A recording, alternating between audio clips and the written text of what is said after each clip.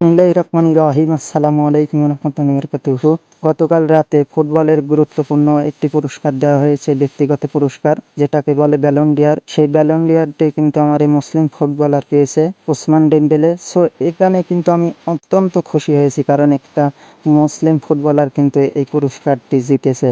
So অনেকেই মন খারাপ করেছেন, বিশেষ করে ব্রাজিলের সাপোর্টাররা অনেকেই মন খারাপ করেছেন যে ব্রাজিলের প্লেয়াররা পেল না কেন, তাদের কি যোগ্যতা নাই, তারা কি জেতে নাই। সো এখানে বলি ভাই, এরা কিন্তু সবসময় শত্রু। সো আমরা সাপোর্ট করি ঠিক আছে, তারপরেও কিন্তু আমিও কিন্তু একজন আর্জেন্টিনার সাপোর্টার। সো এটা নিয়ে কিন্তু মন খারাপ করার কিছুই নেই। সর্বশেষে আমি বলবো ভাই, এটা নিয়ে মন খারাপ করার কিছু নেই। আমি থেকে বলতেছি, মুসলমান ফুটবলার এই পুরস্কারটি জিতেছে, সেই জন্য আমি অত্যন্ত খুশি হয়েছি।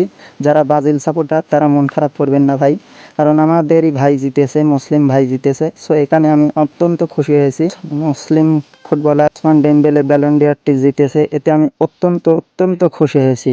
মাশাআল্লাহ, সে অবশেষে ব্যালন ডি'অরটি জিতে নিয়েছে, জন্য শুভকামনা এবং দোয়া রইল সে যাতে আগামী দিনে আরো ভালো খেলে আরো ব্যালন ডি'অর জেতে। এবং মুসলিম ফুটবলার জিতলে আমরা তাদের জন্য শুভকামনা দেব, কারণ আমরা মুসলমান ভাই ভাই ভাই না, কারণ থেকে যাবে। সো আমরা সাপোর্ট করি আবেগের বশে, এটাই। সো আমার কথায় কেউ কিছু মনে করবেন না। আসসালামু আলাইকুম।